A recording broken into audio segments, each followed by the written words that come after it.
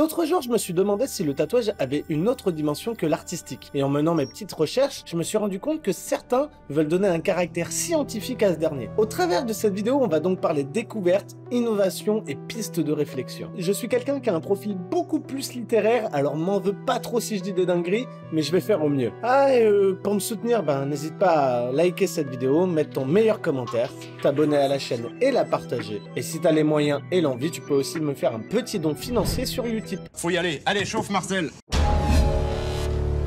Pour introduire cette vidéo, je me suis dit que ça serait cool de se pencher sur ces recherches de scientifiques français qui ont étudié pourquoi le tatouage était permanent et ne s'efface pas avec le temps. On sait depuis récemment que les pigments de l'encre sont portés par les macrophages de la peau. C'est des cellules qui sont chargées d'absorber les débris, mais ces dernières, elles vivent pas éternellement. Mais pourtant, le tatouage, lui, ne s'efface pas. Pour comprendre pourquoi, ils ont donc tatoué des souris. Ouais, je sais, ça, éthiquement, c'est moyen cool. Elles avaient un tout petit tatouage de couleur verte sur leur queue. Les macrophages qui sont morts vont bien libérer le pigment dans la peau. Mais ces derniers vont être réabsorbés par de nouveaux macrophages et ainsi le tatouage va garder son apparence d'origine. Les spécialistes ont ainsi démontré qu'à l'instar de tes Pokémon préférés, les particules de pigments de couleur peuvent subir plusieurs cycles de capture, libération et recapture sans que le tatouage ne soit affecté. Génial, j'ai attrapé un Pikachu! La persistance du tatouage dépend donc plus du renouvellement des macrophages que de leur longévité. Ce cycle de renouvellement s'effectue en continu. Ces observations doivent être approfondies chez l'homme, mais cette découverte peut contribuer à une amélioration de la technique d'effacement du tatouage au laser, en jouant plus sur les macrophages qui seront présents sur la zone des pigments.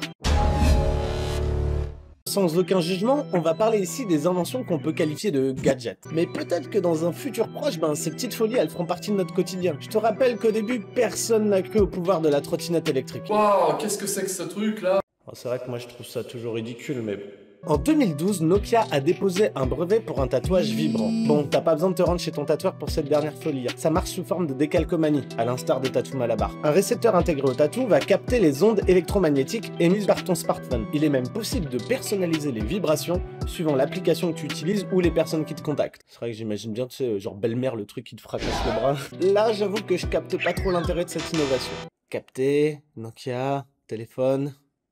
Et je sais pas du tout si à l'avenir on pourra tirer une utilité de ce truc, mais bon, si t'aimes pas les montres connectées, ça sera peut-être une alternative. Je sais pas si tu te souviens, mais en 2019, il s'est passé un truc fou. Le Covid-19. Et c'est là qu'un jeune Italien de 22 ans s'est dit « Tiens, mais si je me tatouais mon QR code pour accéder rapidement à mon pass sanitaire ?» Et le voilà se baladant tout fièrement avec ça sur son bras. Bon, à sa décharge, il y a déjà des agences de marketing qui ont pensé à cette technique et qui l'ont même mise en place. Mais moi, je relève deux petits problèmes. Le premier, c'est juste qu'un QR code, c'est super moche. Ouh, ça c'est moche. Et un tatou, ça vieillit dans le temps et ça peut vieillir mal. Donc je me demande si certaines parties s'épaississent ou deviennent peut-être moins visibles, est-ce que ton QR code sera encore lisible? Bon, sans parler que si le serveur qui héberge le site vient à mourir, en fait tu te retrouves avec un truc complètement inutile. Je vais ranger dans cette catégorie-là les tatous audio que tu peux scanner où ça joue une musique ou des sons.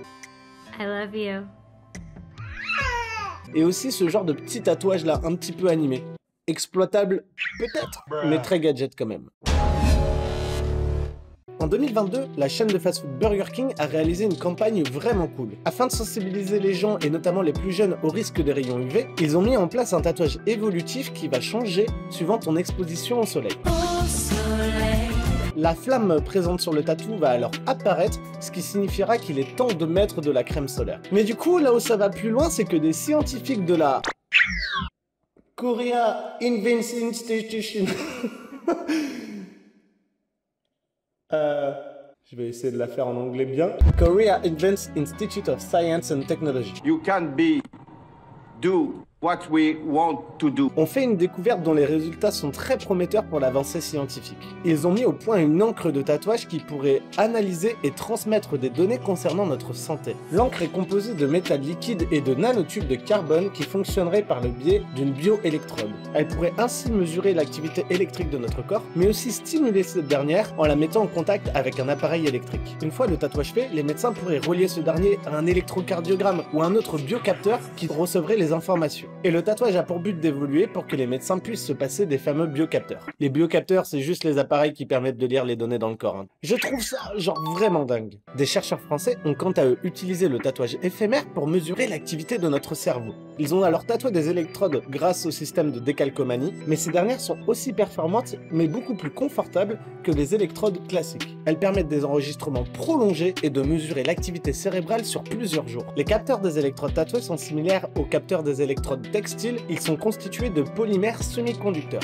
Ces composés organiques se comportent comme un transistor et offrent de nouvelles possibilités dans l'électronique de surface. Le polymère conducteur est mêlé à de l'encre et projeté sur un papier vendu dans le commerce pour les tatouages éphémères grâce à une imprimante à jet d'encre classique. Une simple éponge mouillée dissout la couche soluble constituée de cellulose et le tatouage est transféré sur la peau.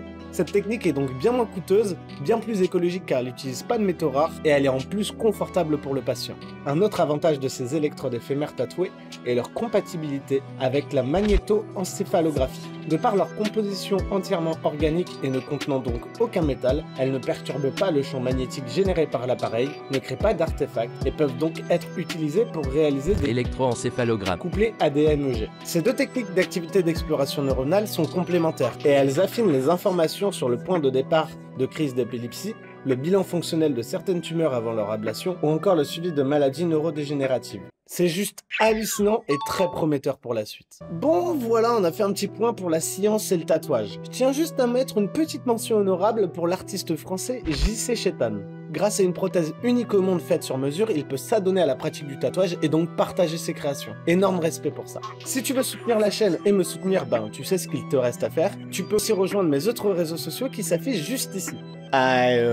Des bisous!